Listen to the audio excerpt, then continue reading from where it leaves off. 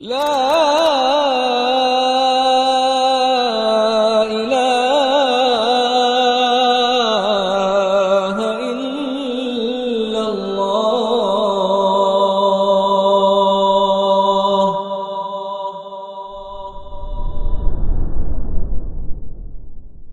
إن الحمد لله نحمده ونستعينه ونستغفره ونعوذ بالله من شرور أنفسنا وسيئات أعمالنا من يهده الله فلا مضل له ومن يضلل فلا هادي له أشهد أن لا إله إلا الله وحده لا شريك له وأشهد أن محمدا عبده ورسوله لا نبي بعده فقد قال الله تعالى في كتابه الكريم يا أيها الذين آمنوا اتقوا الله حق تقاته ولا تموتن إلا وأنتم مسلمون يا أيها الناس اتقوا ربكم الذي خلقكم من نفس واحدة وخلق منها زوجها وبث منهما رجالا كثيرا ونساء واتقوا الله الذي تساءلون به والأرحام إن الله كان عليكم رقيبا يا أيها الذين آمنوا اتقوا الله وقولوا قولا سديدا يصلح لكم أعمالكم ويغفر لكم ذنوبكم ومن يطع الله ورسوله فقد فاز فوزا عظيما فإن أصدق الحديث كتاب الله وخير الهدي هدي محمد صلى الله عليه وسلم وشر الأمور محدثاتها وكل محدثة بدعة وكل بدعة ضلالة وكل ضلالة في النار. Amma ba'd. Pada hakikatnya kajian kali ini akan atau sedianya diampu oleh Ustadz kita Ustadz Sulam Mustareja hafizahullah. Namun karena beliau memiliki amanah safar, maka Allah Ta'ala memberi amanah kepada saya melalui rekan-rekan panitia untuk menjadi badal atau ganti beliau untuk sementara dengan kajian tematik yang Anda usulkan, yaitu kajian berjudul Misteri Takdir Antara Hukuman dan Ujian. Misteri takdir antara hukuman dan ujian. Kita insya Allah akan membahas tentang iman terhadap takdir Allah Azza wa Jalla dan menata pikiran kita terhadapnya agar kita menggapai ridho Allah dengan iman yang sangat penting ini. Iman terhadap takdir, kalau kita refleksikan di kenyataan masyarakat, banyak sekali dari kaum muslimin yang kurang tertata dalam memahami perihal takdir. Maka dengan upaya yang sedikit ini, kita memohon kepada Allah Azza wa Jalla agar kebaikannya begitu banyak dan pahalanya begitu berlimpah, sehingga amalan kita di majelis ini tidak sia-sia, diridhai oleh Allah, makbul, dan juga menjadi pemberat mizan hasanat kita dengan tema misteri takdir antara hukuman dan ujian. Ini berangkat dari sebagian pertanyaan yang mampir ke meja kajian kami di beberapa tempat. Pertanyaan, apakah musibah ini takdir atau ujian?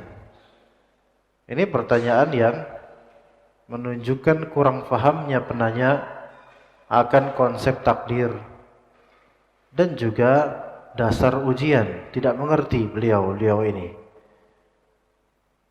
Ini musibah ini kira-kira takdir atau ujian? Gimana? Semua musibah takdir. Dan segala yang terjadi takdir. Hanya bagaimana kita memahami takdir kita. Juga bagaimana konsep ujian di dunia ini. Dan bagaimana konsep hukuman di dunia ini. Ya, itu insya Allah kita pelajari. Dan saya berharap pada Allah agar memberikan kita ilham dan taufik dalam kajian ini sehingga faham betul-betul. Karena ini sangat penting.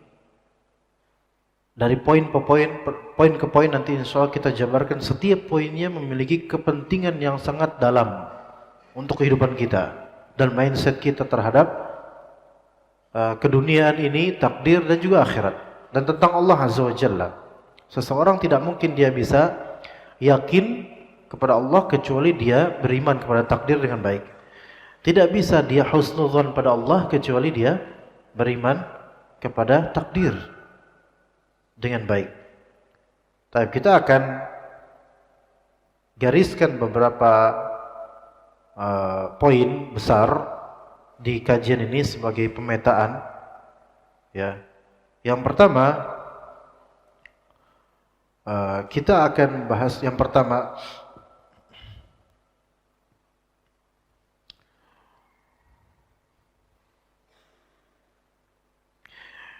Yang pertama adalah apa itu takdir, itu aja dulu.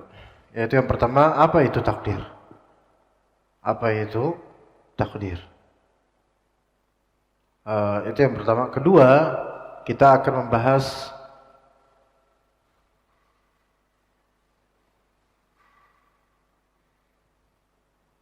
maratib takdir, atau kita akan membahas rukun takdir, gitu aja. Kita akan bahas rukun takdir. Yang kedua, apa itu rukun takdir?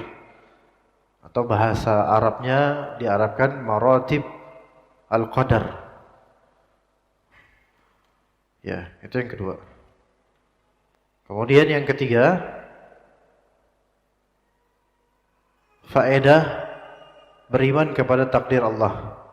Faedah beriman kepada takdir Allah.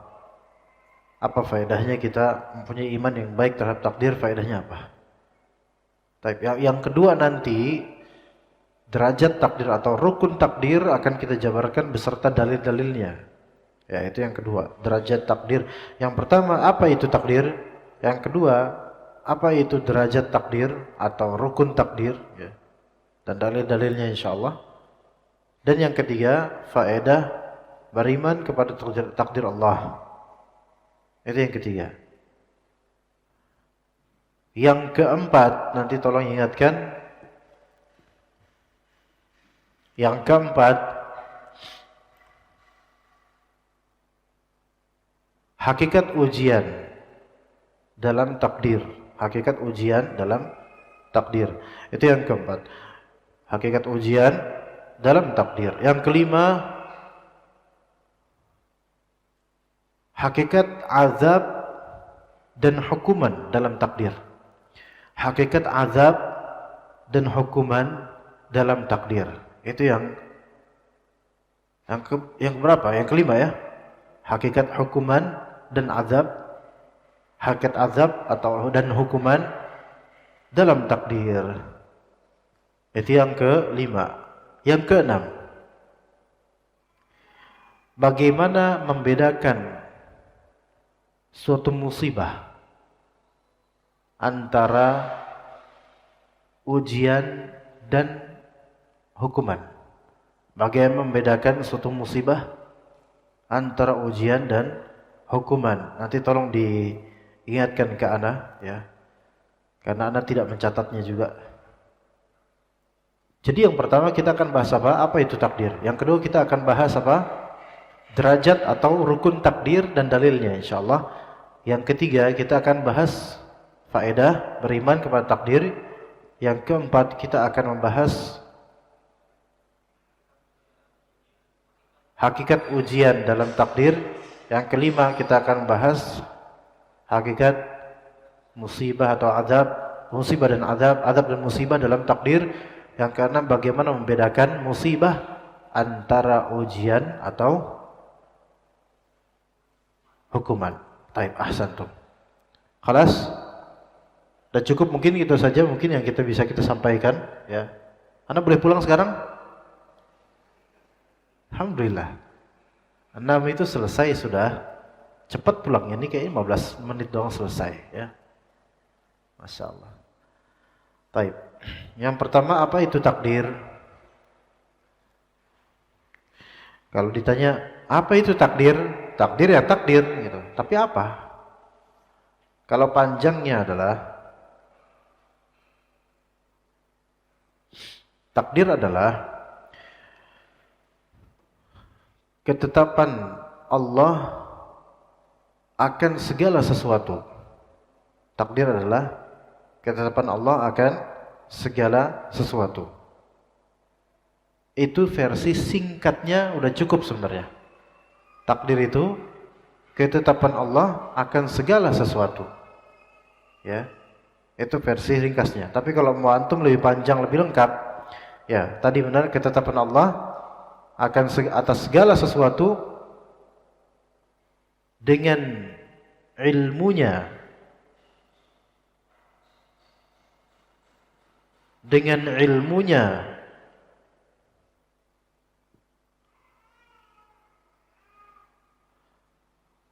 koma ya, dengan ilmunya koma penulisannya di Lauh Mahfuz, ya, penulisannya di Lauh Mahfuz, koma kehendaknya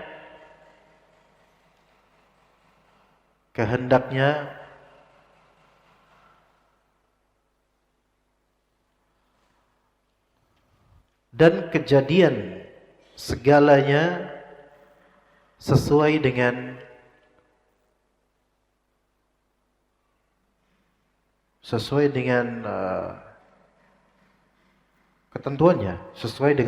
ketentuannya, segala kejadian segalanya sesuai dengan ketentuannya. Gimana? Jadi takdir adalah, ini versi lengkapnya, ketentuan Allah atau ketetapan Allah atas segala sesuatu dengan ilmunya, penulisannya di Lauh Mahfuz, kehendaknya 3, dan keterjadiannya sesuai dengan ketentuannya, ketetapannya. Itu versi yang bisa antum renungkan, ana jelaskan. Takdir adalah ketentuan atau ketetapan. Berarti ini memang sudah ditentukan oleh Allah Azza wa Jalla. Segala sesuatu tanpa kecuali. Segala sesuatu tanpa kecuali. Dari sini sudah terjawab bahwasanya segala musibah itu takdir, segala nikmat itu takdir, segala azab itu takdir, segala ujian itu takdir. Selesai, karena segala sesuatu itu sudah ditakdirkan oleh Allah Azza wa Jalla. Kullu syai'in khalaqnahu biqadar. Dan ketetapan tersebut itu berdasarkan dengan apa? Ilmu dari Allah. Allah Ta'ala mengilmui segala yang Allah tetapkan. Artinya Allah tahu. Allah tahu segala kejadian. Ilmunya Allah begitu luas, tak terbatas, azali. Allah Ta'ala mengilmui segala sesuatu, terjadinya kapan, bagaimananya, selesainya kapan, semuanya lengkap. Allah Ta'ala ilmui dengan sempurna. Begitu ya. Jadi ketetapan Allah ini telah Allah ilmui. Enggak ada ceritanya Allah Ta'ala belum tahu. Enggak ada. Allah Ta'ala mengetahui segala yang akan terjadi. Dan Allah Ta'ala memiliki mafatihul ghaib, yaitu kunci-kunci gaib yang hanya Allah yang mengetahuinya. Oke, ilmu Allah. Dengan ilmu Allah akan apa? Kejadian segala sesuatu dan kebagaimanaannya. Baik. Kemudian satu ilmu Allah, kedua penulisan di Lauh Mahfuz. Penulisan di Lauh Mahfuz. Segala ketetapan itu sudah tertulis di Lauh Mahfuz.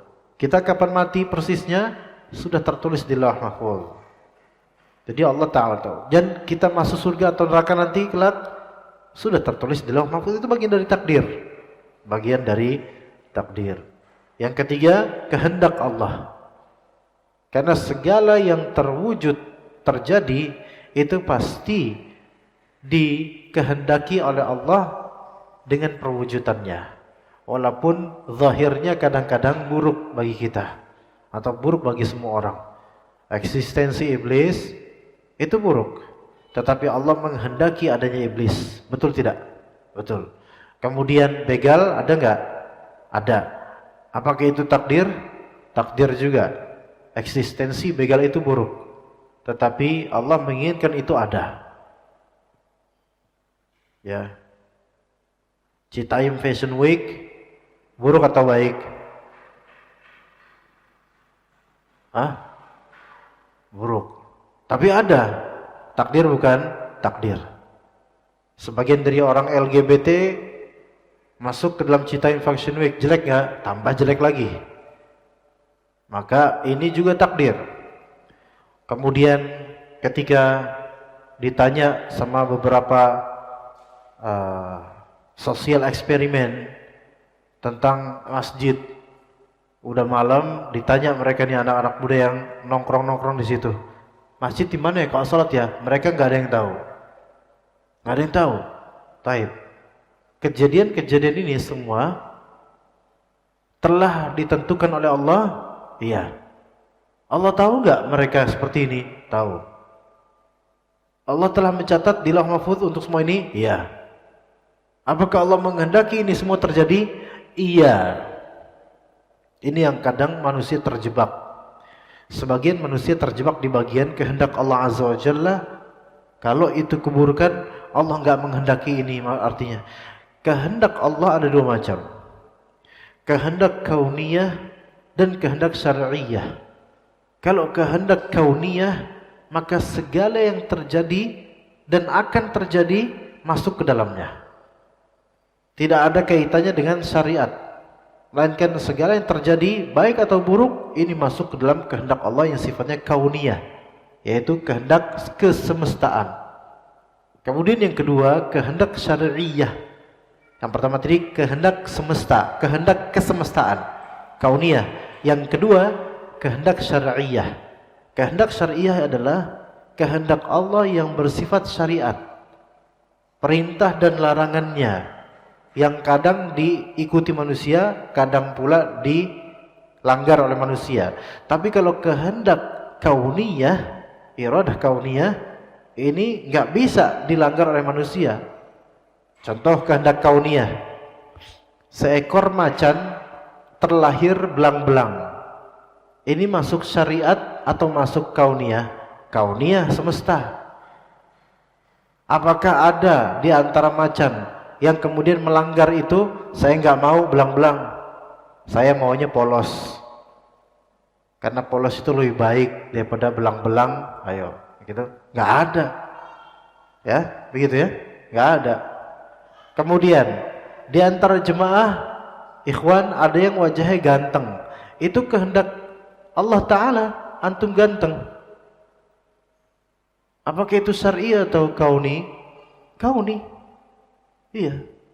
Ya begitu juga yang nggak ganteng juga kauni juga. Maka kalau misalnya kehendak kauni, kehendak Allah yang sifatnya kauni, semesta, itu boleh kita berhujjah dengannya untuk kekurangan dan keburukan. Misal, aduh, wajah kan kita ngaca sampai kita berta'awudz dengan apa yang kita lihat di kaca. Auzubillahi minasyaitonirrajim. Mungkin wajahnya qadarullah seperti itu. Memang Allah ciptakan, ya misalnya hidungnya mungkin qadarullah seperti itu, atau habis kecelakaan.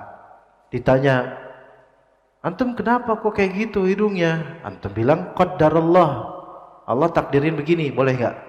Boleh. Ya. Kemudian sejak lahir misal antum beruban, udah putih rambutnya. Ditanya, kenapa antum putih rambutnya? Qadarullah, ini takdir kauni. Ini boleh. Tapi kalau untuk takdir syar'i, pelanggaran terhadapnya, kejanggalan terhadapnya tidak boleh dijadikan hujjah. Contoh, antum kenapa nyuri? Qadarullah ma syafa'ala. Ya enggak bisa lah, ini pelanggaran syariat. Ya. Begitu. Antum kenapa enggak sholat? Sudah takdir Allah, kalau Allah berkehendak saya sholat, kalau enggak ya saya enggak sholat. Enggak bisa gitu. Ya, itu. takdir ya. Maka semua itu banyak orang terjebak di bagian takdir di masalah kehendak Allah Ta'ala. Ya, ini kalau kita explore lagi lebih lanjut panjang, tapi saya singkat aja. Dan juga yang keempat, kejadiannya sesuai dengan ketentuan Allah. Ya, enggak ada sesuatu yang terjadi kecuali pasti sesuai ketentuan Allah, enggak melesat. Ma asabaka lam yakun liyukhti'aka wa ma akhta'aka lam yakun liyusibak. Apa yang mengenaimu itu memang sudah takdir, enggak bakal nyasar.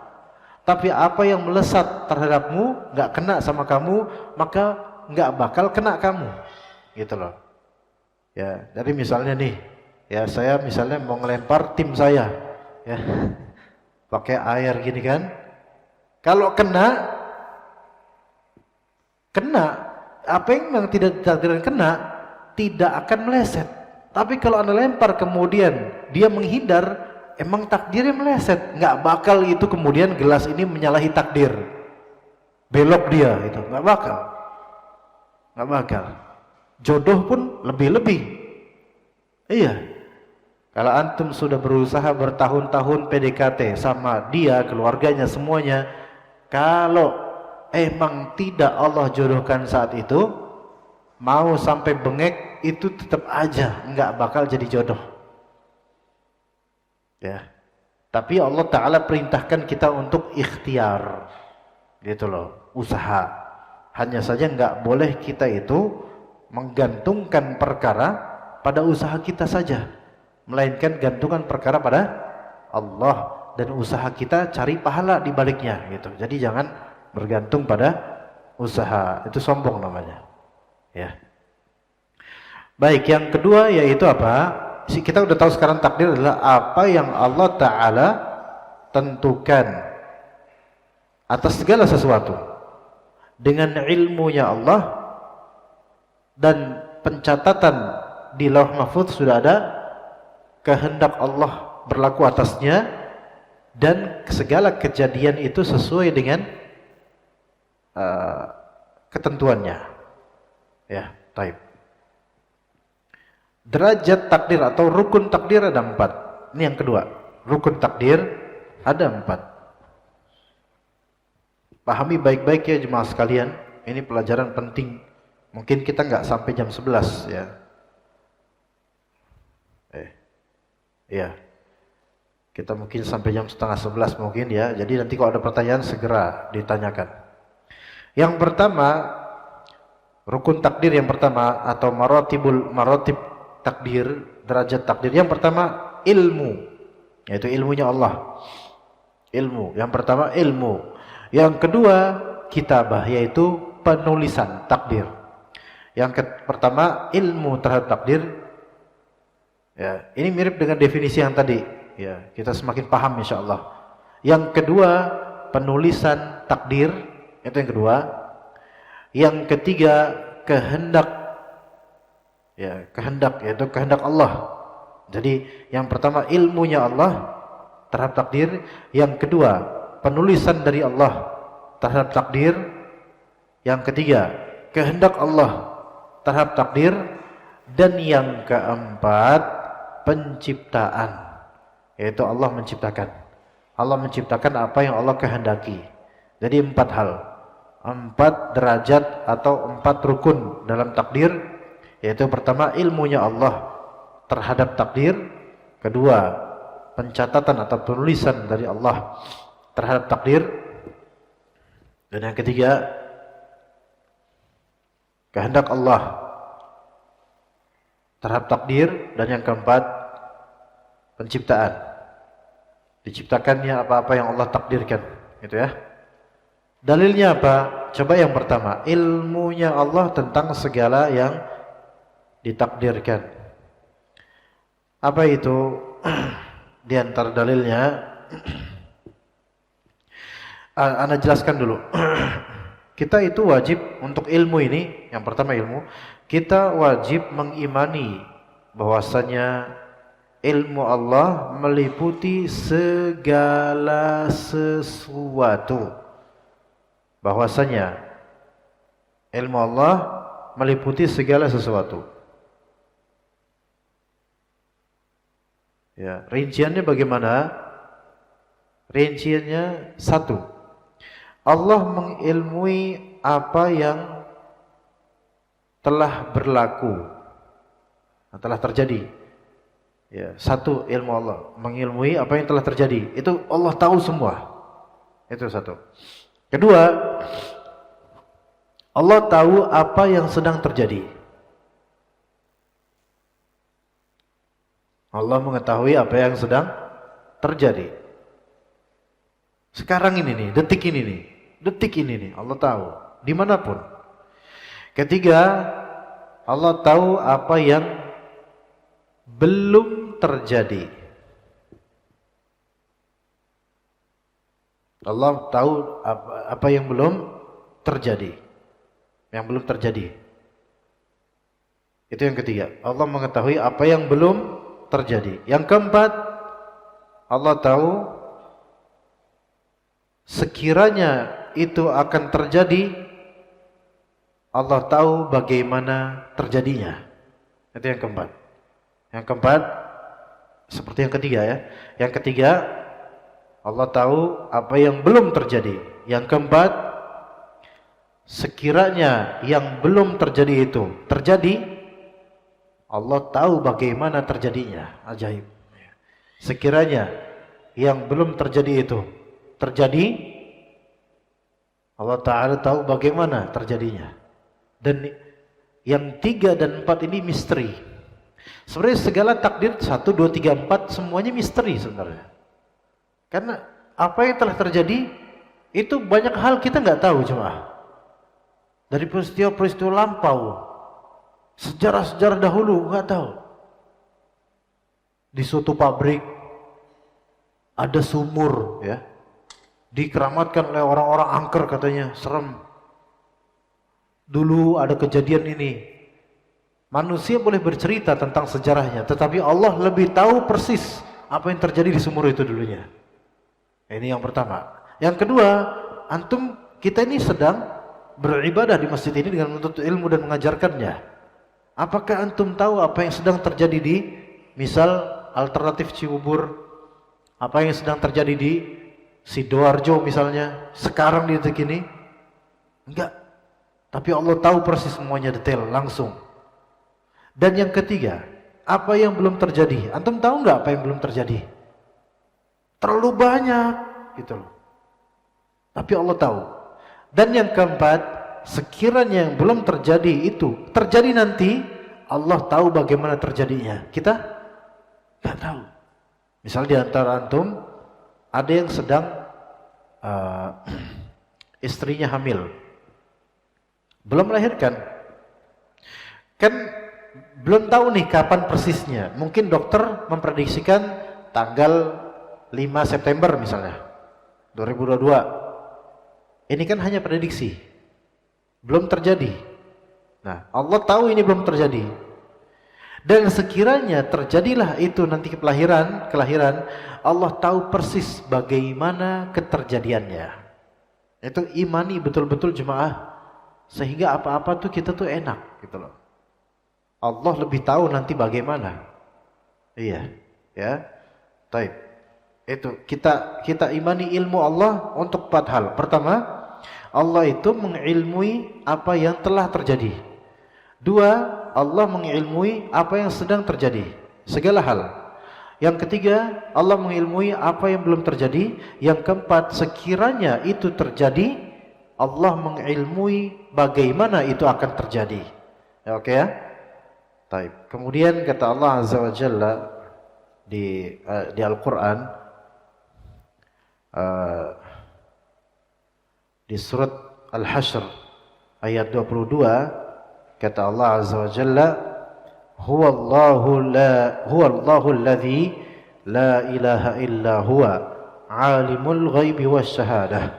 Dialah Allah yang tiada yang berhak disembah melainkan Dia, dan Dia ini mengilmui segala yang gaib dan segala yang tersaksikan, segala yang samar tidak terlihat dan segala yang jelas di dunia atau akhirat, yang tak kelihatan ataupun yang terlihat. Allah mengilmui itu semua.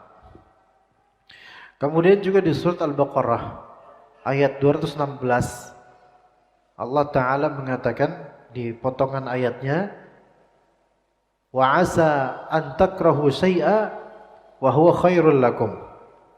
Boleh jadi kalian itu membenci sesuatu padahal sesuatu itu baik bagi kalian. Kalian membenci obat padahal obat itu baik buat kalian. Ya kan? Di antara contohnya itu. Wa asa an tuhibbu syai'a wa huwa syarrul lakum. Boleh jadi kalian itu mencintai sesuatu tetapi itu buruk buat kalian. Contohnya apa? Makan tunjang banyak-banyak kalian suka, tapi itu buruk buat kalian. Ya. Ingat peristiwa kena kolesterol sampai nangis-nangis. Tapi karena suka dimakan, buruk buat kalian, gitu kan? Misalnya, enggak semua orang ya, sebagian orang bisa kena ya. Nah, kemudian Allah tegaskan, wallahu ya'lamu wa antum la ta'lamun. Allah itu tahu, sedangkan kalian itu enggak tahu. Maksudnya Allah tahu dengan sempurna. Kalian itu kalaupun tahu enggak sempurna, enggak seberapa pengetahuan kalian. Wallahu ya'lamu wa antum la ta'lamun.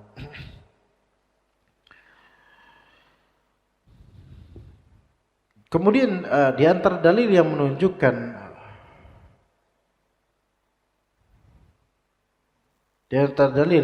menunjukkan bahwasanya Allah mengetahui segalanya,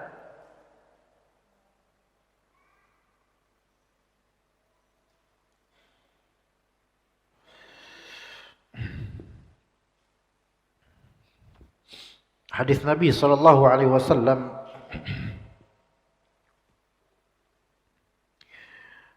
dari Ali bin Abi Thalib radhiyallahu anhu, Rasulullah SAW suatu hari sedang duduk. Di tangan beliau ada ud itu kayu, batang. Yang kutubihi, yang beliau gores-gores batang itu. Farafa'a ra'sahu, kemudian beliau mengangkat kepalanya, menengadahkan kepalanya, kemudian berkata, ma minkum min nafsin illa wa qad ulima manziluha minal jannati wan nar.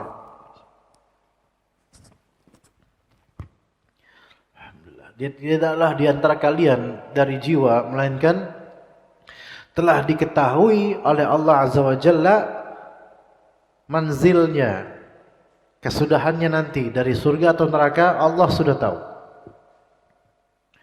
Maka berkata para sahabat, ya Rasulullah, falima na'mal afala nattakil. Ya Rasulullah, lalu buat apa kita beramal kalau sudah ketahuan bakal ke surga atau neraka oleh Allah? Afala nattakil, bolehkah kita itu nyerah gitu aja? Maka kata Rasulullah SAW, la i'malu fakullun muyassarun lima khuliqalah. Jangan menyerah gitu aja. Beramallah kalian. Maka setiap dari siapapun itu dimudahkan oleh Allah menuju tujuannya. Artinya kalau misalnya dia ditakdirkan ke surga, itu akan dimudahkan untuk beramal saleh dengan baik. Kalau orang ini ditakdirkan menuju neraka, maka lebih Allah mudahkan untuk amalan-amalan penghuni neraka itu. Dan Allah sudah tahu kesudahan semua dari kita. Allah musta'an. Ya, jadi itu menunjukkan ilmu Allah. Rukun pertama. Yang kedua apa? Ilmu, kemudian penulisan. Takdir. Ini rukun yang kedua dari takdir. Atau derajat yang kedua, martabat yang kedua. Ya. Yang dimaksud penulisan di sini, penulisan di Lauh Mahfuz. Penulisan di Lauh Mahfuz. Kata Allah Azza wa Jalla di surat Al-Hajj ayat ke-70. Alam ta'lam anna Allah ya'lamu ma fis sama'i wal ard. Inna dzalika fi kitab. Inna dzalika 'ala Allah yasir. Tidakkah engkau tahu bahwasanya Allah Ta'ala mengilmui, mengetahui apa yang di langit dan di bumi? Sesungguhnya semua itu ada dalam kitab. yaitu di Lauh Mahfuz, dan semua itu mudah bagi Allah. Mengetahui segalanya mudah bagi Allah. Ya, mudah bagi Allah. Kemudian juga dalam hadis Nabi sallallahu alaihi wasallam, beliau bersabda alaihi salatu wassalam, kataballahu maqadiral khalaiqi qabla an yakhluqas samawati wal arda bi 50,000 sanah. Allah Subhanahu wa taala menuliskan takdir makhluk seluruhnya sebelum Allah menciptakan langit dan bumi dengan rentang waktu 50.000 tahun. Jadi sebelum diciptakan langit dan bumi 50.000 tahun sebelumnya, itu Allah Ta'ala sudah apa? Menuliskan takdir segalanya. Jadi urusan antum punya koreng di lutut, itu sudah ada di Lauh Mahfuz. Bukan karena keren, bukan. Tetapi karena memang segala kejadian sedetail apapun, itu sudah ada di Lauh Mahfuz. Iya. Antum berkunjung ke rumah saudara, kemudian dapat ketiban rezeki, habis itu 5 juta misalnya. Itu juga sudah termaktub di Lauh Mahfuz. Ya. 50.000 tahun sebelum terciptanya langit dan bumi. Tapi kemudian berikutnya, martabat berikutnya itu yang ketiga apa? Masyiah, yaitu kehendak. Tadi Anda sudah menjelaskan tentang kehendak. Ketahuilah, imanilah bahwasanya segala yang terjadi di semesta ini itu semua terwujud karena kehendak Allah Azza wa Jalla akan terjadinya ia. Tidak ada sesuatu yang keluar dari kehendak kauniyahnya Allah Azza wa Jalla. Tidak ada sesuatu pun, sedetik pun, sedetail apapun, setitik pun yang keluar dari kehendak kauniyah Allah Azza wa Jalla. Debu-debu dengan segala butirnya yang jumlahnya tak terhitung itu, tak satu pun dari satu debu itu yang keluar dari kehendak Allah dalam urusan bergeraknya kemana, ke arah mana, itu semua dikehendaki oleh Allah Azza wa Jalla. Lebih-lebih hal-hal yang lebih besar dari itu, seperti perbuatan manusia, seperti nasib-nasib manusia, baik atau buruknya, kemudian sengsara atau bahagianya, semua itu tidak lepas dari kehendak Allah Azza wa Jalla. Dalilnya apa? Dalilnya adalah firman Allah Azza wa Jalla di surat Al-Kahf, wala taqulanna li syai'in inni fa'ilun dzalika ghadan illa ay yasha Allah.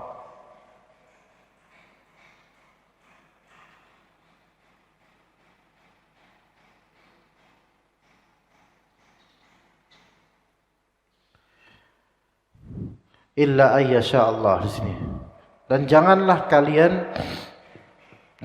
engkau berkata akan suatu hal, saya bakal lakukan besok. Gitu-gitu aja tanpa dikaitkan dengan masya Allah, tanpa insya Allah.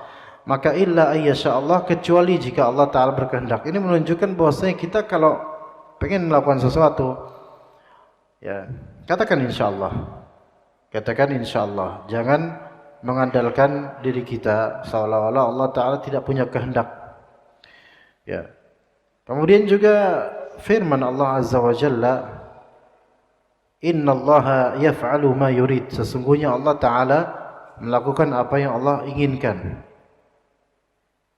Juga firman Allah Azza wa Jalla, sabda Nabi sallallahu alaihi wasallam, inna quluba bani adama kulliha, atau bisa kullaha, baina usbu'ini min asabi'ir rahman, fa qalbin wahidin yusarrifuhu haitsu yasha. Sesungguhnya kalbu anak Adam seluruhnya, kafirnya atau muslimnya, semuanya itu kalbunya ada di antara dua jemari dari jari-jari Allah Azza wa Jalla, jari-jari Ar-Rahman.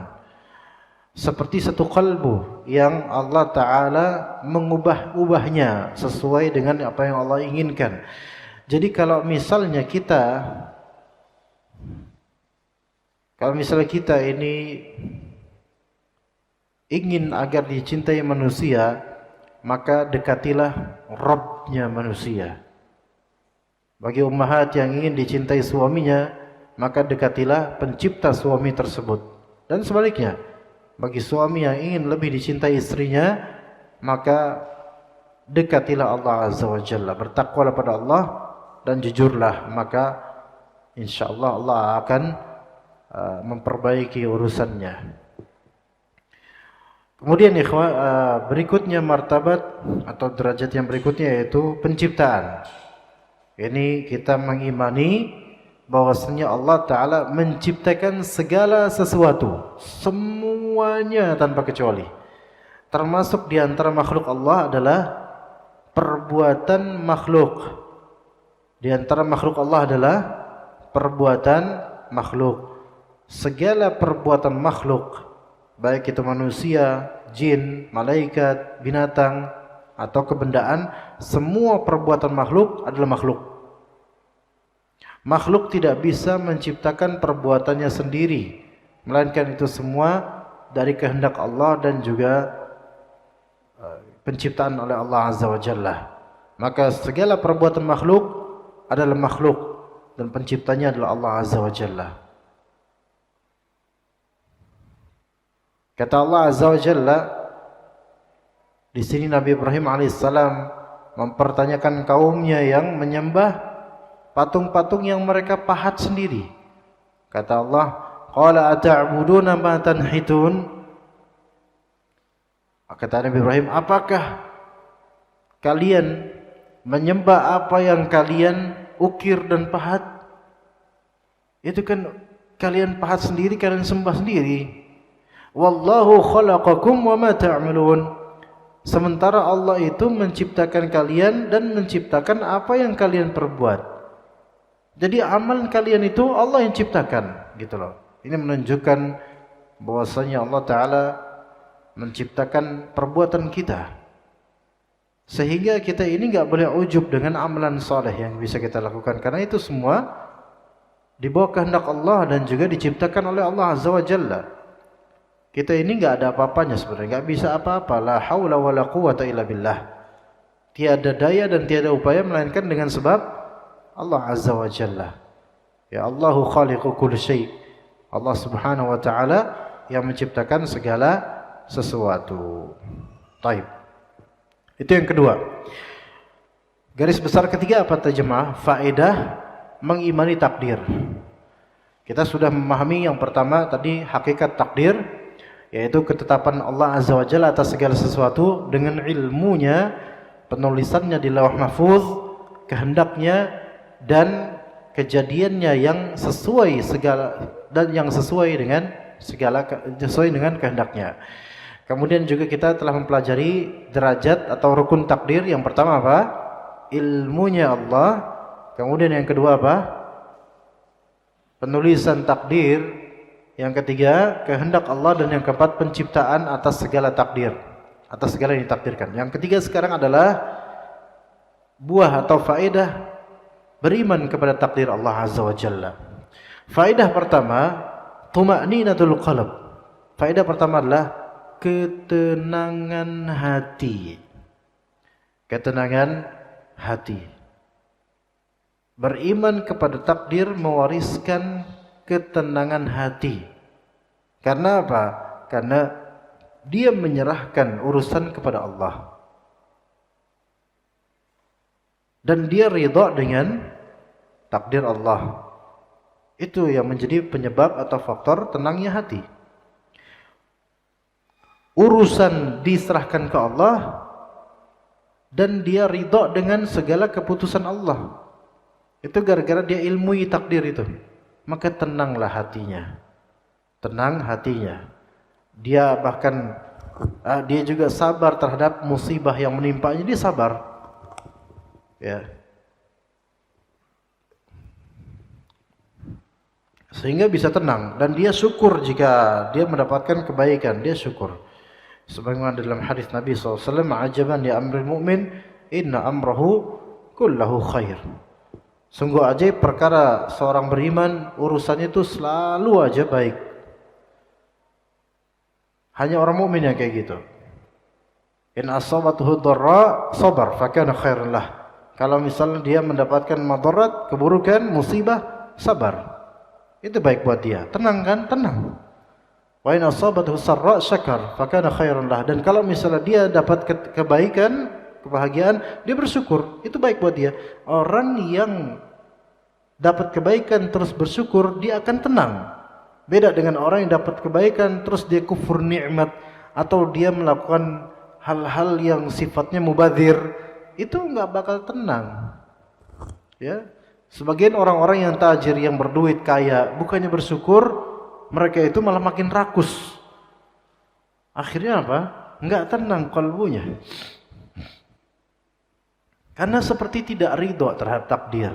Sudah diberikan yang terbaik, tapi betul-betul rakus gitu. Kemudian faedah yang kedua, adamul ya'si wal qunut, tidak putus asa. Yang pertama tadi kan tenang hatinya, itu faedah pertama, penting sekali. Yang kedua, tidak putus asa karena dia punya ilmu tentang takdir. Tidak putus asa dia.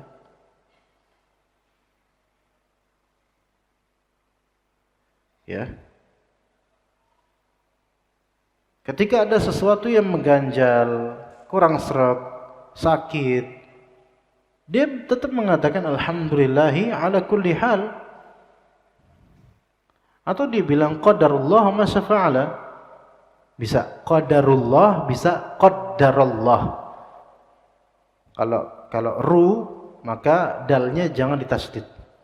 Qadarullah, dal d-nya satu aja. Qadarullah gitu. Tapi kalau misalnya ra bukan ru, maka dalnya ditasydid. Qaddarallah. Gitu. Qaddarallah, itu yang benar. Qaddarallah atau qadarullah. Ya. Sebagian salah. Sebagian nulisnya dalnya double ru. Qaddarullah. Enggak ada bahasa Arab kayak gitu, salah. Qaddarullah, enggak. Atau ya itu yang salah. Yang benar adalah imma antum bilang qadarullah dalnya satu atau dalnya dua tapi pakai ra. Qaddarullah, qaddara, ya. Baik, Rasulullah SAW mengatakan al-mu'minul qawiyyu ahabbu ilallahi minal mu'minid dha'if wa fi kullin khair. Orang beriman yang kuat itu lebih Allah cintai daripada orang beriman yang lemah. Kedua-duanya semuanya ada kebaikan. Tapi kata Nabi SAW, ihris ala ma yanfa'uk. Berhasratlah, berjuanglah untuk sesuatu yang bermanfaat untuk dirimu. Wasta'in billah wala ta'jaz.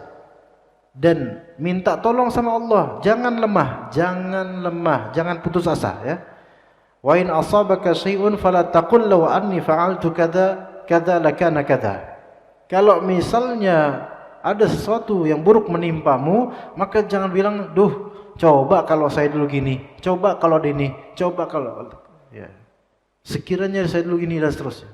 Walakin qul qaddarallahu ma syafa'ala. Tapi katakanlah qaddarallahu ma syafa'ala. Karena lafal law taftahu amal syaitan. Karena kalimat law itu membuka pintu syaitan. Pintu amalan syaitan, penyesalan terhadap takdir. Jadi orang yang beriman pada takdir, dia tidak mudah putus asa. Iya. Apapun yang antum kejar dari kebaikan dunia, apalagi akhirat, jangan putus asa sama Allah. Jangan berhenti berharap sama Allah. Antum harus berhenti berharap pada manusia, tapi harus terus berharap pada Allah Azza wa Jalla. Kenapa berhenti berharap pada manusia? Karena manusia itu kalau kita harapkan seringkali mengecewakan. Bahkan itu tabiat manusia yang kita harapkan akan mengecewakan kita. Kita tidak akan mendapatkan sesuatu yang sempurna dari manusia yang kita harapkan. Ya. Jadi haraplah kepada Allah Azza wa Jalla. Dan jangan putus asa terhadap Allah. Kemudian yang ketiga, ya setelah yang pertama tadi yaitu tenang hatinya, kemudian yang kedua tidak putus asa, yang ketiga beriman kepada takdir itu menghasilkan, yang ketiga menghasilkan keyakinan di hati. Menghasilkan keyakinan di hati. Bagaimana seseorang bisa yakin tanpa dia faham akan takdir?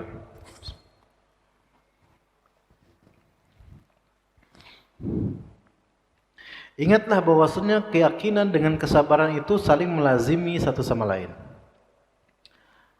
Keyakinan dengan kesabaran itu saling melazimkan satu sama lain. Melazimkan satu sama lain.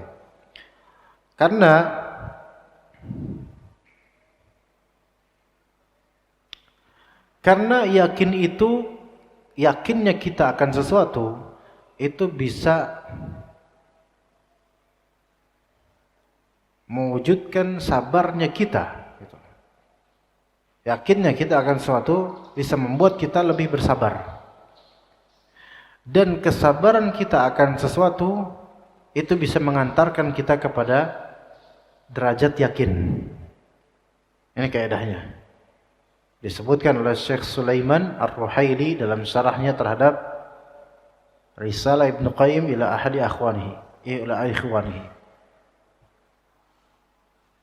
Yakinnya kita akan sesuatu itu akan membantu kita untuk terus bersabar, dan itu benar. Antum bisa bersabar dengan baik karena antum yakin. Kalau antum enggak yakin, kesulitan bersabar. Ya. Kalau antum enggak yakin, antum kesulitan bersabar. Kalau antum enggak yakin akan adanya akhirat, antum enggak bisa bersabar untuk sholat subuh berjamaah, untuk ini dan enggak bisa. Tapi karena yakinnya antum, maka antum bisa bersabar. Kemudian sebaliknya, kesabaran itu akan mengantarkan antum ke derajat yakin. Kalau antum terus bersabar, antum akan sampai ke derajat yang betul-betul antum yakin, karena antum sudah memupuk dengan sabar. Kesabaran ibarat pupuk yang membuat pohon itu semakin tumbuh dan kokoh. Sampai derajat yakin, pohon itu betul-betul yakin gitu. Pohon keyakinan yang mantap karena kesabaran yang terus dipupuk. Seseorang tidak akan bisa kuat keyakinannya kecuali dia telah memupuk dirinya dengan kesabaran. Makanya orang-orang yang sering ketimpa musibah dan belajar sabar, itu adalah orang-orang yang punya keyakinan teguh dan kuat. Adapun orang-orang yang dikit-dikit ngerenge, nggak sabaran, apa-apa maunya dikasih, itu nggak bakal punya azam yang kuat, ikhwah. Kayak anak-anak kita ini kalau misalnya apa-apa dikasih, gedenya nanti nggak punya pendirian yang kokoh, nggak punya keyakinan kuat, mudah terbawa kemana-mana. Tetapi kalau jangan juga apa-apa nggak dikasih ya, jangan juga, itu orang tuanya emang imam bakhil, imam nggak punya duit ya. Ya, kadang-kadang kita harus membuat anak kita bersabar supaya nanti dia punya yakin gitu, yakin, teguh gitu, kuat gitu loh.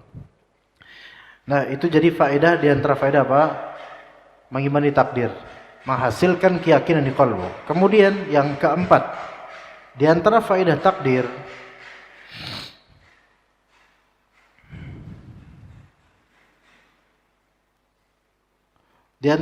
takdir adalah, ini yang keempat terakhir aja untuk yang faedah takdirnya.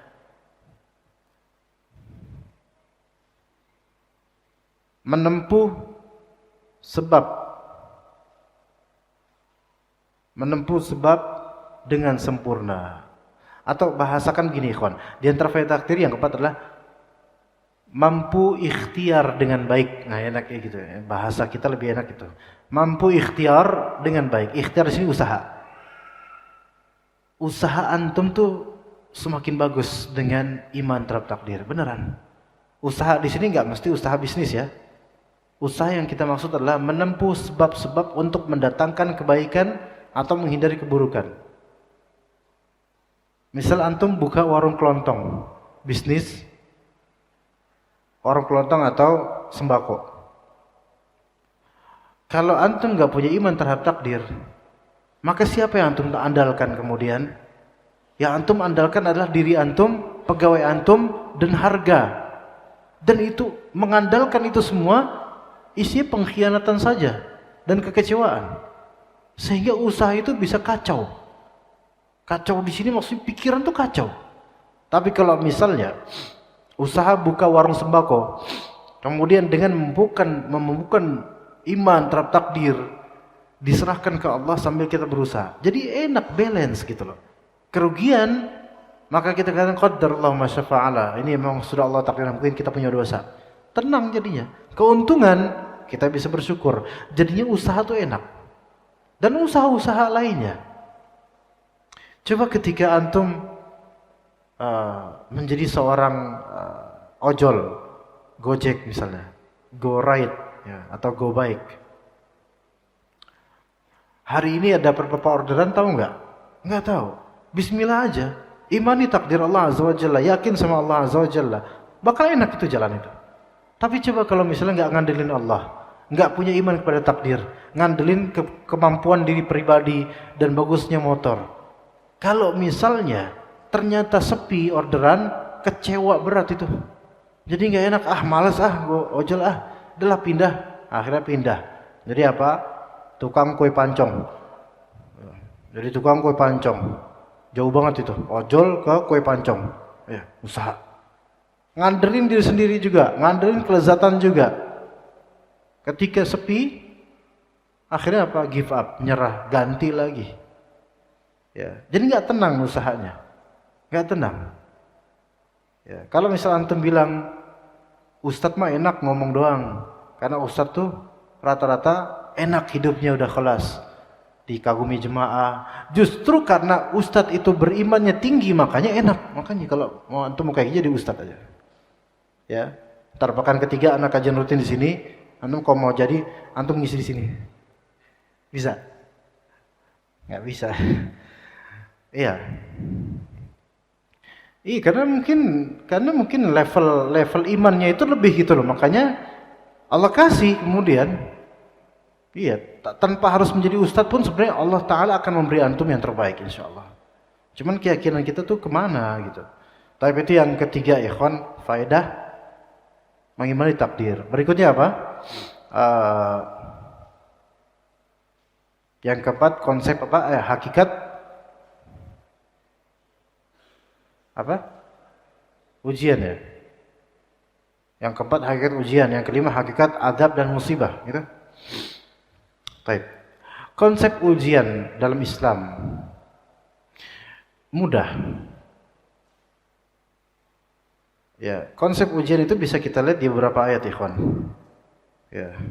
Dan antum bisa mempelajari sendiri sebenarnya.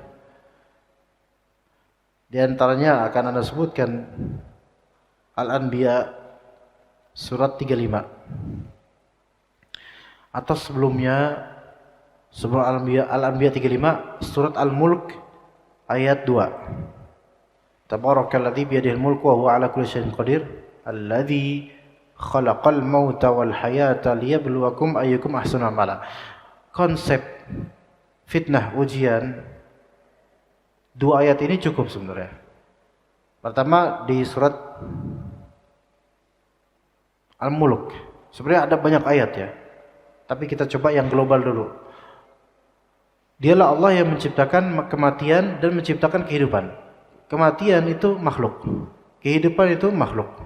Kematian di hari kiamat nanti akan digambarkan dengan materi seperti apa? Domba yang akan disembelih. Kematian aja disembelih mas di akhir nanti. Taib, kematian makhluk. Kehidupan ini makhluk. Apa tujuan dari penciptaan kehidupan dan kematian? Tujuannya apa? Liyabluwakum ayyukum ahsanu amala, untuk memberi kalian ujian. Ujian. Jadi tujuannya ini diuji kita nih. Siapa yang bukan ayyukum ahsanu amala, siapa di antara kalian yang terbaik amalannya, lebih baik amalannya. Ya. Jadi kita hidup ini saja itu sudah merupakan ujian bagi kita. Kita hidup aja nih di dunia, udah ujian ini buat kita. untuk sepanjang hidup kita. Taib. Konsep kedua, Al-Anbiya ayat 35.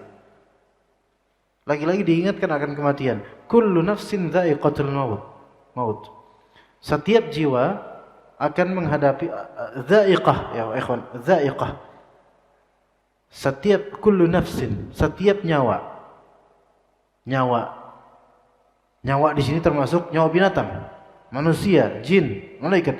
Dha'iqatul maut, dha'iqah dari kata dzauq. Dzauq itu adalah suatu rasa di kecapan lidah.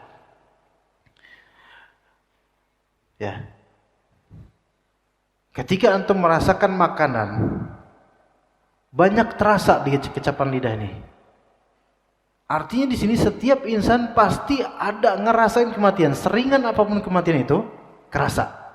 Seringan apapun kematian itu, terasa. Memang bukan berarti rasanya ada di kecapan lidah, bukan. Maksudnya sampai, kan kita itu kan kadang makanan, ada beberapa bahan kecil yang mungkin di ini nggak terkecap dengan baik di lidah, di dzauq kita akhirnya terkecap detail itu. Itu kematian pasti terkecap walaupun sedetail itu, pasti kerasa. Dha'iqatul maut. Kemudian wa nabluukum bisyarri wal khairi fitnah wa ilaina turja'un. Dan kami memberi kalian bala, ujian dengan syarr dan khair. Kebaikan ujian, keburukan ujian, kebaikan pun ujian. Semua ini fitnah. Semua ini fitnah, ujian, kebaikan ujian. Ilmu yang kita punya juga bisa menjadi ujian dan fitnah. Amalan soleh yang kita lakukan bisa menjadi ujian dan fitnah. Banyak, ini hidup ini penuh ujian. Ini konsepnya begitu ya kawan. Ya. Nah, kemudian konsep lainnya banyak, hadis-hadis juga yang berkaitan dengan ujian. Kata Nabi SAW, Inna asyaddal bala'i minan nas al-anbiya thumma al-amthal fal-amthal. Sesungguhnya sesulit-sulit, atau kama qala Nabi SAW, sesungguhnya seberat-berat ujian itu adalah ujiannya para nabi. Kemudian yang semisal dengan yang semisal. Artinya semakin seseorang mendekati Nabi SAW dari segi amalan akidah, maka semakin tinggi kadar ujiannya. Juga dalam ayat dan hadis lain, innallaha idza ahabba qauman ibtalahum. Mungkin pertanyaan kita, lah kok bisa orang makin taat malah makin diuji? Iya benar. Sebagaimana kata Allah Azza wa Jalla, ahasiban nasu an yutraku an yaqulu amanna wa hum la yuftanun. Apakah orang-orang itu menyangka mereka itu dibiarkan begitu saja mengklaim kami beriman ya Allah kemudian tidak diuji? Walaqad fatanna alladziina min qablihim. Kami telah memberikan ujian kepada orang-orang sebelum mereka. Semuanya diuji. Makin beriman makin diuji. Makin beriman makin diuji. Kata Nabi SAW, innallaha idza ahabba qauman ibtalahum. Sesungguhnya Allah jika mencintai suatu individu atau suatu kaum, maka Allah akan berikan ujian padanya. Cuman masalahnya, ini kan kita udah tahu nih, hidup ini ujian semua ya. Cuman masalahnya kadang-kadang kita kegeeran. Yang sebenarnya ini hukuman, kita anggap ini ujian sehingga kita kepedean. Nah itu. Dan sebagian orang berputus asa. Hakikatnya itu tuh ujian bukan hukuman, tapi dia mengira itu hukuman, bukan ujian. Jadi hidup ini penuh ujian, itu dulu konsepnya, kelas. Baik atau buruk ujian semua. Nanti hasil tes ujiannya, hasilnya ada di akhirat. Dan kadang-kadang hasilnya juga terwujud di dunia kadang-kadang kalau kita sabar. Baik. Itu yang keempat. Yang kelima, hakikat apa? Apa deh? Hakikat adab atau hukuman. Wah, ini panjang lagi nih. Apa itu adab? Apa itu hukuman?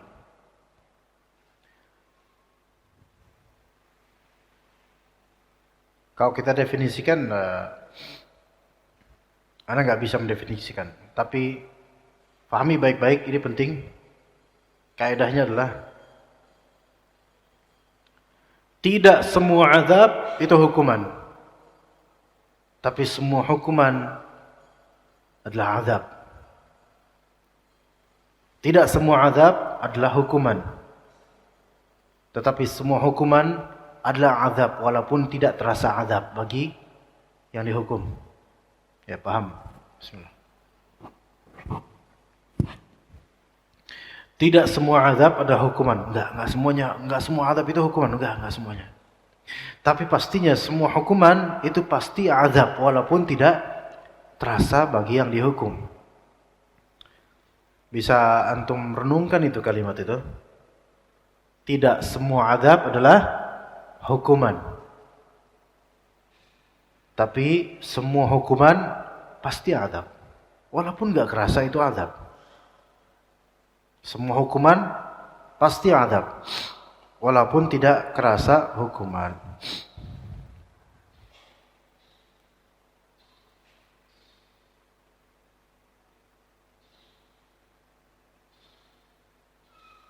Gimana? Paham nggak?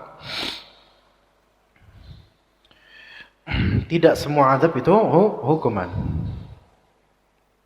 Apa contohnya? Azab yang bukan hukuman. Sok. Ayo. Apa? Ketindihan? Puting beliung? Ya. Oke sih Pak, cuman nggak tahu anak kok nggak kepikiran ke sana ya Pak ya, puting beliung, ya, Masya Allah. Gimana ya, anak mau nyalahin tapi nggak salah juga, cuman bukan itu yang anak maksud. Yang dalam hadis disebutkan itu azab, tapi bukan hukuman. Ada tuh. Rata-rata azab ya hukuman, tetapi nggak semuanya.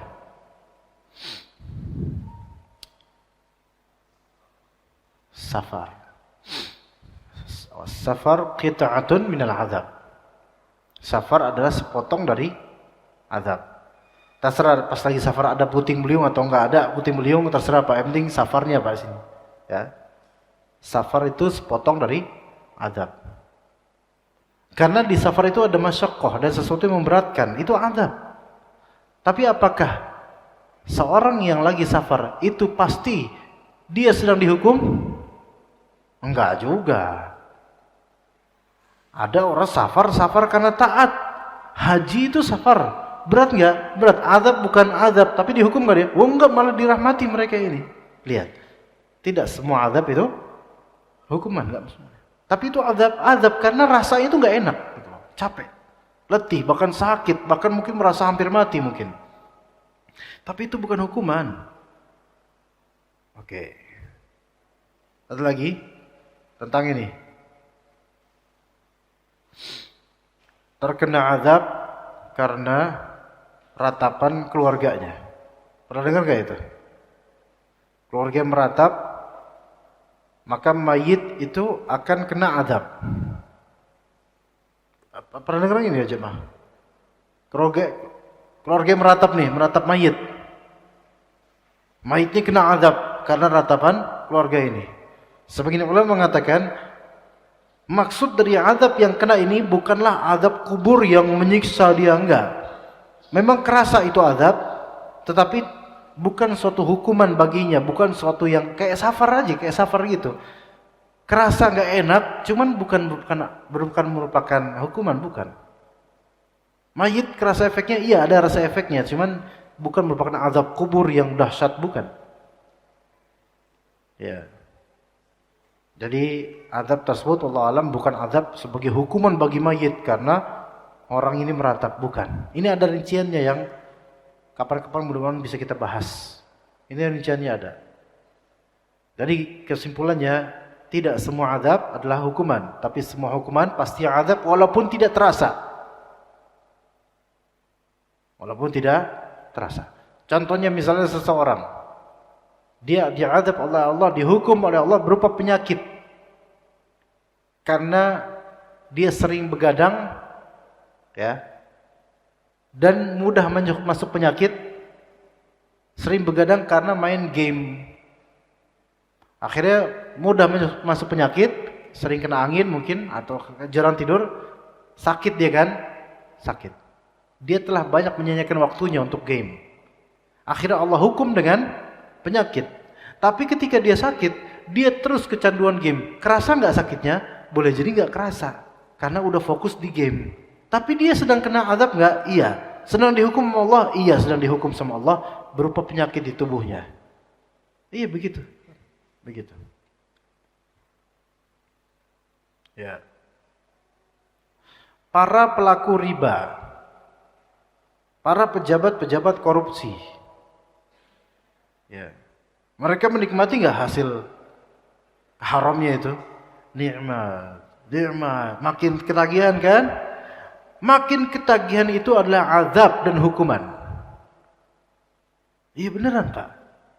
Antum jangan mengira orang-orang yang menjabat kemudian dapat job-job yang pekerjaan yang sampingan yang di situ banyak sekali korupsi dan juga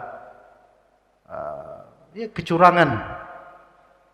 Itu kan enak tuh, malah lebih besar dari gaji pokok. Ya. Antum mungkin mengira, wah enak ya kayak gitu. Enggak enak. Enggak tenang, wallahi hatinya enggak bakal tenang orang kayak gitu, yakin. Nah. Mungkin dia sedekah, tapi sedekahnya enggak ada pahalanya karena dari hasil haram. Kata Nabi SAW, wala sadaqata min ghulul. Tidak sah sedekah dari harta haram, harta rampasan perang yang diambil. Enggak. Ya begitu ikhwan. Dan ummahat sekalian. Taib. Jadi nomor 4 kita sudah paham tentang apa tadi? Ujian. Nomor 5 kita sudah paham tentang hukuman dan azab. Yang keenam terakhir, bagaimana membedakan musibah antara ujian murni dengan hukuman murni atau blending di antaranya? Sebenarnya membedakan musibah ini, ujian atau azab, hukuman, itu cukup antum lihat di cermin. Gitu. Ya, bagaimana membedakan musibah ini ujian atau hukuman ya, gitu. Karena kadang ada orang yang dapat musibah, dia dengan pedenya lagi diuji ya, nah padahal enggak, dia tuh lagi dihukum sama Allah. Dan ada orang yang putus asa atau menuju putus asa bilang dia dapat musibah, bilang saya dihukum sama Allah. Enggak, padahal dia itu disayang sama Allah, diuji, bukan dihukum, disayang. Maka jawabannya adalah lihat pada cermin, mengajak pada sikap antum ketika dapat musibah. Itu jawabannya. Ini jawaban ini. Kalau musibah ini membuat antum semakin dekat sama Allah, ketahuilah ini rahmat. Ini ujian dan rahmat. Ini yang Nabi SAW katakan, innallaha idza ahabba qauman ibtalahum. Sesungguhnya Allah jika mencintai suatu kaum, maka Allah akan uji kaum itu. Ini baru. Ketika musibah tersebut membuat antum semakin dekat sama Allah, semakin tawakal sama Allah, maka berarti ini ujian dan rahmat. Berarti ini Allah sayang banget sama antum. Itu ya. A. B. Sebaliknya, kalau musibah ini membuat antum malah semakin jauh dari Allah, ketahuilah ini azab dan hukuman. Ini hukuman dari Allah Azza wa Jalla. Bukan rahmat sama sekali, bukan ujian, karena antum gak ada yang bisa diuji dari diri antum. Gak ada yang bisa diuji dari pihak yang diuji. Itu adalah pihak yang memang pantas diuji gitu loh, karena dia punya kebaikan sehingga harus diuji. Lah kalau gak punya kebaikan, ngapain diuji? Ngapain ikhwan diuji kalau gak punya kebaikan? Antum pernah gak menguji kebersihan tai kucing? Ada tai kucing lagi basah, tai kucingnya, kotoran kucing, telek kucing. Antum uji ini higienis apa enggak ya? Ngapain? Mau antum jadi cemilan apa? Ini udah kotor dari sananya, enggak perlu diuji lab lagi. Antum kemudian melihat kecoa, gerombolan kecoa banyak. Anda pengen tahu, Anda pengen uji nih, siapa di antara kecoa ini yang bersih? Ketawa itu kecoa. Mana pernah kita bersih? Tetapi ketika ada sesuatu yang baik, baru itu yang diuji. Adapun yang buruk, enggak diuji, dihukum aja langsung. Kecuali kalau orang ini buruk, tapi Allah menghendaki kebaikan buat dia. Allah berikan musibah dan di situ titik kesadaran dia. Akhirnya dia kembali ke Allah. Ini baru ujian, ini baru rahmat. Walaupun dia dulunya buruk. Jadi melihat cerminannya di mana? Di sikap antum menghadapi musibah. Seorang suami punya istri, mulutnya satu tapi seakan-akan 5. Diuji dengan lisan istrinya sendiri. Nah, tapi kan ini pilihan saya gitu loh. Saya melihat ada kebaikan pada istri ini.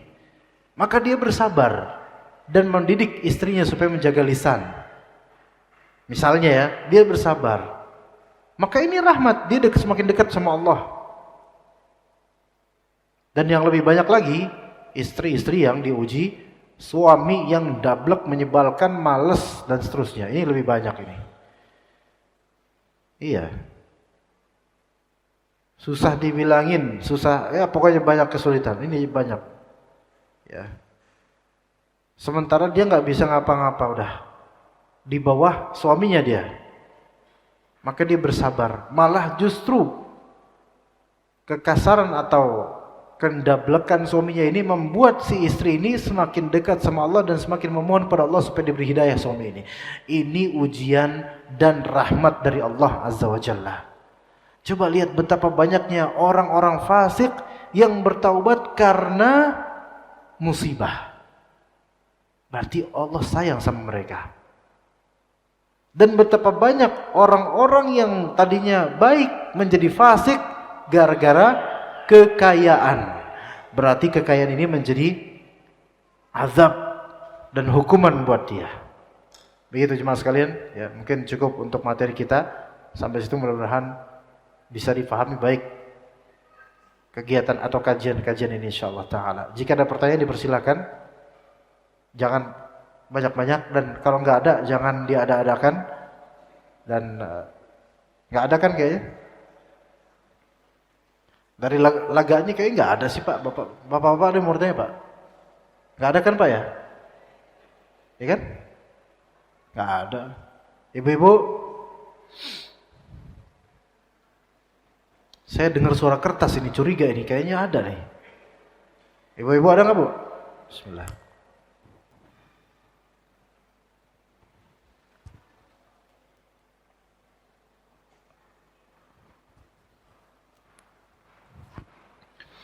Ibu-ibu saya kasih waktu 2,5 detik Bu. 1, 2,5. Ayo Pak, ini Pak.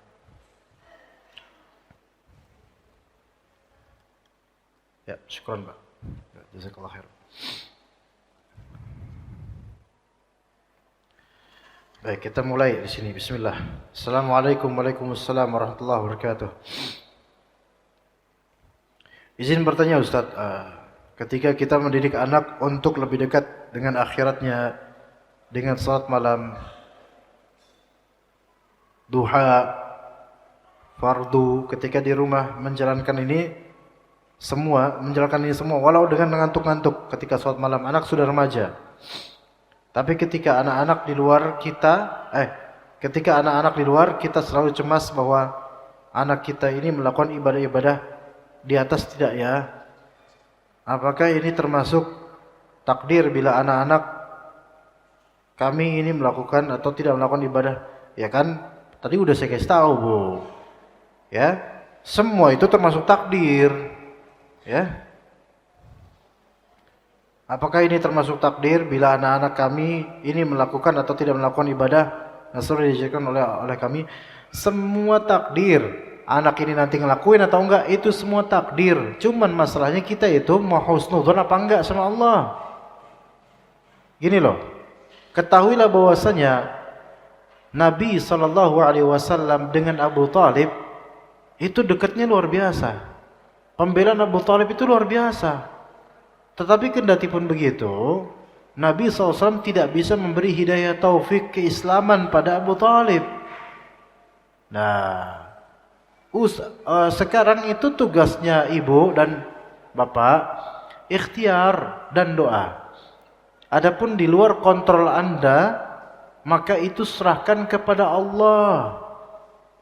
Serahkan kepada Allah. Jangan terlalu dipusingkan. Ya boleh kepikiran, tetapi serahkan kepada Allah. Allah itu tidak akan mengkhianati usaha Anda, insyaallah. Ya. Jadi serahkan kepada Allah. Khawatir boleh, karena pergaulan zaman sekarang seperti ini, ya. Tapi kalau sudah berusaha, ini anak remaja aja sekarang diajak sholat mau aja itu udah syukur banget itu. Apalagi ini diajak apa? Sholat malam, duha, mau dia, alhamdulillah. Walaupun ngantuk-ngantuk kan ya manusia. Ya, udah alhamdulillah banget itu. Jangankan remaja, Pak. Ya. Ini yang suami-suami aja belum tentu bisa ngajak istrinya sholat malam gitu loh. Yang udah dewasa, sama-sama dewasa loh. Nah, adapun di luar kendali kita, itu serahkan ke Allah, kelas. Serahkan ke Allah. Jangan andalkan pantauan Anda atau Anda akan mati dalam keletihan. Ya, dah bismillah. Allah Ta'ala akan memperbaiki urusan semuanya insyaallah. Masya Allah, ini panjang. Masya Allah. Bikin novel ini, Masya Allah. Assalamualaikum warahmatullahi wabarakatuh. Waalaikumsalam warahmatullahi wabarakatuh. Afwan mau tanya Ustadz, bagaimana solusinya menghadapi istri pertama? Ini mulai panas ini, ya. Yang sering mengganggu suaminya. Hah? Bagaimana solusi menghadapi istri pertama yang sering mengganggu suaminya di saat mabit di tempat istri kedua? Mengganggu dengan cara apa dulu nih? Mungkin apakah disantet atau gimana? Nggak tahu saya kan. Dikontrakan di tempat yang agak jauh, istri pertama selalu telepon siang malam atau WA. Kalau enggak diangkat WA-nya berkata-kata yang tidak bagus. Jadi nanya perempuan nih kayak istri kedua nih yang nanya nih. Tapi begitu dikontrakan dekat di saat suami mabit di istri kedua, disamperin mulu. Siang atau malam di istri keduanya dan sering berkata nggak baik sampai menimbulkan ketidaktenangan lingkungan. Suami sudah berusaha adil, tapi istri pertama nggak pernah mau tahu. Padahal istri kedua bisa menikah dengan suaminya karena istri pertama yang mengizinkan dan yang mencarikannya sendiri. Ya begitulah awewe. Ya. Solusi dari anak antum. Ini yang nanya perempuan apa? Yang nanya perempuan ya, akhwat ya. Solusinya adalah suaminya nikah lagi yang ketiga. Enggak, beneran kok, beneran sahih. Iya, beneran. Ini anak enggak main-main loh ngomong, beneran. Nikah lagi yang ketiga. Karena dengan keberadaan yang ketiga ini akan menambah bingung istri pertama untuk muter-muter. Beneran. Ya, lebih-lebih nikah dengan yang ketiga dan yang kedua ditempatkan di tempat lain lagi. Iya, itu diantara. Iya, beberapa asatidzah kita ketika dihamparkan pertanyaan seperti ini, tapi antum nanya seperti ini pada yang juga sudah poligami, jadi faham gitu loh. Jadi yang akan dijawab oleh beberapa asatidzah yang paham poligami, yang udah mempraktikkan. Cari yang ketiga. Insya Allah kalau udah dapet yang ketiga, dah insya Allah yang pertama mulai mikir. Mau ngiter-ngiter, bingung juga ini udah banyak nih bebannya, udah susah. Insya Allah kayak gitu. Tapi kalau emang belum bisa, ya udah sabar aja. Begini ikhwan, perempuan itu, mohon maaf ibu-ibu jangan pulang dulu bu, nggak apa-apa bu, jangan pulang dulu, tenang ibu-ibu. Perempuan untuk hal-hal seperti ini nggak bisa dipegang omongannya. Ini kaidah jemaah. Yang belum poligami harus tahu itu, ya. Anak udah, alhamdulillah, anak udah. Perempuan soal seperti ini, istri pertama, kedua atau keberapa, enggak bisa dipegang omongannya. Antum jangan langsung kelepek-kelepek ketika istri mengizinkan. Enggak apa-apa mas, ayo silahkan mas, cepet-cepetlah mas, jangan lama-lama nanti fitnah loh. Itu antum mungkin udah ke langit itu, naik kan. Tapi itu di awal, nanti ada masa-masa yang antum diuji oleh Allah. Iya, perempuan seperti itu. Dari istrinya para nabi pun begitu. Jadi enggak heran, dan itu bukan aib ya, perempuan seperti itu. Itu emang Allah ciptakan seperti itu, sehingga butuh laki-laki. Makanya ketidakkonsistenan dalam berbicara hal kayak gini butuh laki-laki yang tegas, kuat. Kalau mau poligami ya kuat, tegas, jangan lenje-lenjean.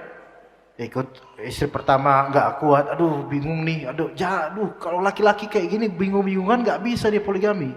Harus tegas, tegaan dikit nggak apa-apa. Yang penting uangnya lancar kan gitu. Nah, jadi lihat istrinya Nabi Ibrahim alaihissalam, Siti Sarah, itu ketika ke Mesir, itu kan jadi lewat waktunya dari anak asli mau pulang nih sebenarnya. Tapi ini penting ya, penting ikhwan. Siti Sarah alaihissalam itu ketika ke Mesir bersama Nabi Ibrahim, itu kan ada raja ketika itu, raja Mesir yang emang pengen gitu sama istri Nabi Ibrahim. Tapi nggak bisa diapain istri Nabi Ibrahim. Akhirnya diberilah Siti Sarah seorang budak Kipti Mesir, namanya yang dulunya adalah bukan Kipti, afwan. Dari budak yang di Mesir yang dulu merupakan istrinya punggawa kerajaan yang kalah perang, akhirnya dijadikan sebagai budak. Tapi ini aslinya istri raja nih, Siti Hajar. Dikasihlah ke Siti Sarah, dihadiahkan itu oleh raja Mesir.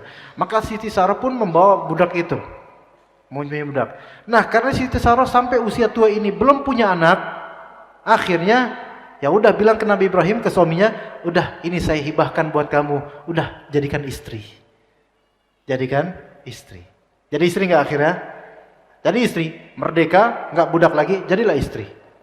Alhamdulillah, kemudian apa? Hamil sampai melahirkan. Terus Siti Sarah gimana? Alhamdulillah, tabarakallah, barakallah fik, kayak gitu? Enggak, marah, ngamuk, kemudian pengen mencincang Siti Hajar. Dicari-cari, dikejar-kejar itu sampai kabur Siti Hajar. Ini padahal Siti Hajar bisa nikah sama Nabi Ibrahim, rekomendasi siapa? Ayo, ini jangan-jangan nama bapaknya Ibrahim, Pak Ibrahim, jangan-jangan ini. Ya rekomendasinya dari istri pertama. Tapi kemudian kok bisa seperti itu, perempuan seperti itu. Cuma kalau urusan cinta, antum gak bisa megang omongan perempuan. Kalau antum mudah terperdaya sama perempuan soal cinta, ya sama juga, laki-laki juga jangan, kadang gak bisa dipegang omongannya. Tenang sayang, aku akan setia bersamamu. Ini apalagi ini, gak bisa dipegang pak. Ya. Jadi ikhwah, di sini wajar istri pertama kayak gitu, memang kecemburuannya. Tinggal sekarang bagaimana nih laki-lakinya sebenarnya. Dia mau tegas apa enggak? Enggak boleh seperti ini nih, mengganggu. Ya bagaimana hubungan dia dengan istri? Enggak boleh, laki-laki harus tegas. Kamu kalau misalnya ganggu terus dan tidak menunaikan, membuat saya tidak menunaikan hak istri kedua saya dengan tenang dan dengan baik, maka imma saya nambah ketiga, ya, atau akan terjadi sesuatu padamu. Jangan kayak gitu kamu. Pelan-pelan ngomong ya, tapi dengan mata yang tajam. Jangan kayak gitu ya kamu ya. Gitu ya kawan. Jadi laki-laki ini harus memanage, ya, memanage dengan baik supaya akur, ya, supaya akur. Dan istri pertama ini mungkin ada keinginan gitu loh. Ya dikorek lagi lah. Saya nggak tahu nih lebih dalamnya untuk keluarga ini. Semoga Allah Ta'ala harmoniskan dan berkahi semuanya. Segala poligami ada ujiannya, tinggal bagaimana kita tawakal sama Allah Azza wa Jalla dan ikhtiar dengan baik. Assalamualaikum. Waalaikumsalam warahmatullahi wabarakatuh. Bagaimana dengan doa kita? Apakah bisa merubah takdir? Iya, doa bisa merubah takdir, tapi takdir harian dan takdir rincian. Adapun takdir di Lauhul Mahfuz tidak bisa berubah. Dan segala perubahan di takdir rincian dan harian karena doa, itu semua perubahan itu sudah termaktub di Lauh Mahfuz. Ya begitu, ikhwan. Ya. Antum jangan ngajak bicara teman anak terus. Dia mau dengerin anak, antum malah bisikin antum. Ntar pas sudah selesai kajian, bentar lagi ya selesai. Antum tadi ngomong apa ke tim anak? Ustaz Hasan bohong gitu, enggak?